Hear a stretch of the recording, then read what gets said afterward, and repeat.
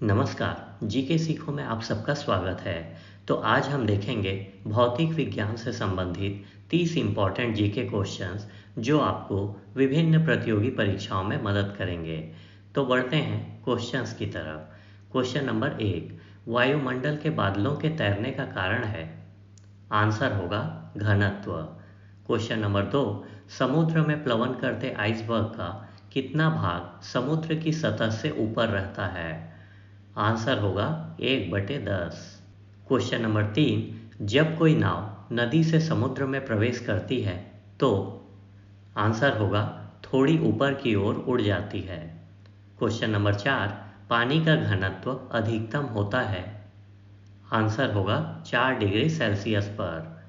Question number 5, वस्तु की मात्रा बदलने पर अपरिवर्तित रहेगा? आंसर होगा घनत्व। क्वेश्चन नंबर 6, तैराक को नदी के मुकाबले समुद्री पानी में तैरना आसान क्यों लगता है? आंसर होगा समुद्री पानी का घनत्व साधारण पानी से ज़्यादा होता है। क्वेश्चन नंबर 7, यदि पृथ्वी का द्रव्यमान वही रहे और त्रिज्या 1% कम हो जाए तब पृथ्वी के तल पर जी का मान होगा? आंसर होगा 2% बढ़ जाएगा। क्वेश्चन नंबर 8, ऊंचाई की जगहों पर पानी 100 डिग्री सेल्सियस के नीचे के तापमान पर क्यों उबलता है? आंसर होगा क्योंकि वायुमंडलीय दाब कम हो जाता है, अतः उबलने का बिंदु नीचे आ जाता है। क्वेश्चन नंबर 9, बर्नौली प्रमेय आधारित है? आंसर होगा ऊर्जा संरक्षण पर। क्वेश्चन नंबर 10, लोहे की सुई पानी की सतह पर तैरती है, इस परिघटना का क्या कारण है? आंसर होगा पृष्ठ तनाव। क्वेश्चन नंबर 11, ब्लॉटिंग पेपर द्वारा स्याही के सोखने में शामिल है? आंसर होगा केशिका क्रिया की घटना। क्वेश्चन नंबर 12, यदि हम भूमध्य रेखा से ध्रुवों की ओर जाते हैं तो जी का मान? आंसर होगा बढ़ता है। क्वेश्चन नंबर 13, शरीर का वजन ध्रुवों पर कैसा होता है? आंसर होगा अधिकतम होता है। क्वेश्चन नंबर 14, एक अंतरिक्ष यात्री पृथ्वी तल की तुलना में चंद्र तल पर अधिक ऊंची छलांग लगा सकता है, क्योंकि?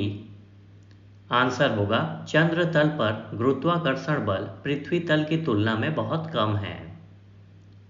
क्वेश्चन नंबर 15, जब एक पत्थर को चांद की सतह से पृथ्वी पर लाया जाता है तो? आंसर होगा उसका भार बदल जाएगा, परंतु द्रव्यमान नहीं। क्वेश्चन नंबर 16, किसी लिफ्ट में बैठे हुए व्यक्ति को अपना भार कब अधिक मालूम पड़ता है? आंसर होगा जब लिफ्ट त्वरित गति से ऊपर जा रही हो। क्वेश्चन नंबर 17, एक व्यक्ति पूर्णतः चिकने बर्फ के क्षैतिज समतल के मध्य में विराम स्थिति में है। न्यूटन के किस नियम का उपयोग करके वह अपने आप को तट तक ला सकता है? आंसर होगा तीसरा गति नियम। क्वेश्चन नंबर 18, 20 किलोग्राम के वजन को जमीन के ऊपर 1 मीटर की ऊंचाई पर पकड़े रखने के लिए किया गया कार्य है? आंसर होगा 0 जूल। क्वेश्चन नंबर 19, पहाड़ी पर चढ़ता एक व्यक्ति आगे की ओर झुक जाता है, क्योंकि? आंसर होगा शक्ति संरक्षण हेतु। क्वेश्चन नंबर 20, पीसा की ऐतिहासिक मीनार तिरछी होते हुए भी नहीं गिरती, क्योंकि?